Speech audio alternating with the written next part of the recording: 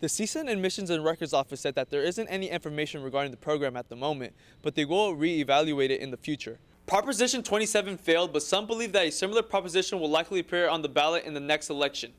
Dropping your ballots into a drop-off box will come in very handy. There's going to be more outdoor activities in the future with no cost. Reporting from Santa Clarita, I'm Jesse Barrientos, Valley View News.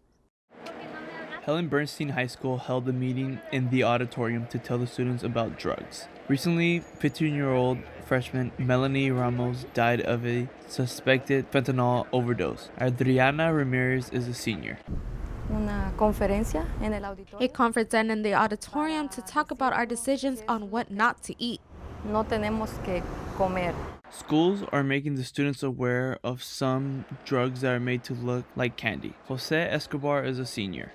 Un poco preocupado porque tal vez A little worried because any person could come and give you candy or gummies. Israel Vasquez is a parent. One of his friends died due of an overdose. It's exactly what happened to one of my friends that I knew. She overdosed as well, same thing. It's very tragic to hear that kids get curious and try these things. Vasquez believes that schools are doing their best to educate students, but he wants more meetings to be held. I think more, school meetings, how they gather the kids in the auditorium and stuff. I think more of that, promoting that is very dangerous, that it could happen to literally anybody. The school and the police department were not allowed to speak on what's been going on. Reporting from Helen Bernstein High School, I'm Jesse Barrientos, Valley View News.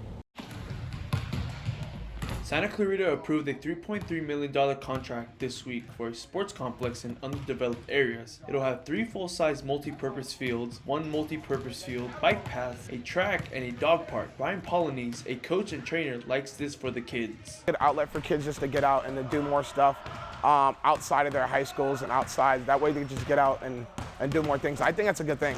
3.3 million, that's a lot. So that's a lot of things that kids can do out here and have fun with.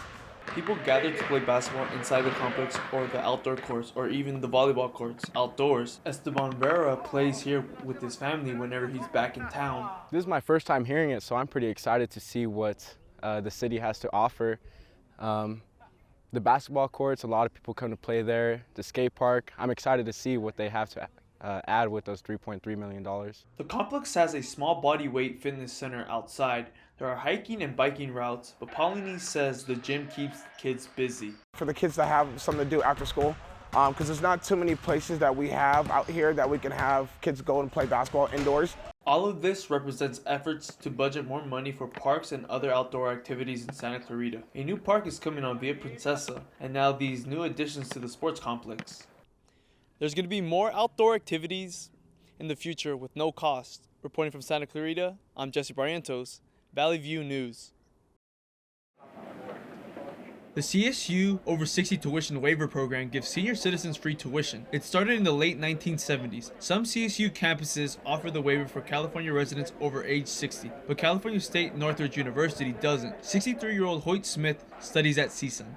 I was surprised to find that Cal State Northridge is one of a very few Cal State campuses in Southern California that don't participate in this program. Even though CSUN doesn't give him the senior waiver, Smith says he's dedicated to CSUN, but with mixed emotions.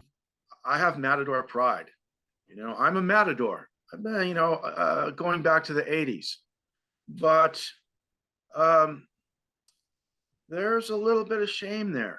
Older college students have different experiences on campus. Younger students may not recognize them as students. For some seniors, it's hard to fit in with mostly late teens and 20-something-year-olds. And sometimes feeling invisible and seeing young people congregating and picking up the chatter and the buzz and the energy and feeling a little bit outside, like people not recognizing me as a student. Smith says he still hopes CSUN will participate in the over age 60 waiver program. So I think it's kind of sad that door isn't open right now. But I believe that we can open it. I believe if we knock hard enough, we knock loud enough, that I believe that door will open. The CSUN Admissions and Records Office said that there isn't any information regarding the program at the moment, but they will re-evaluate it in the future. Reporting from CSUN, I'm Jesse Barrientos, Valley View News. Santa Clarita City Council voted in favor of a new park design contract.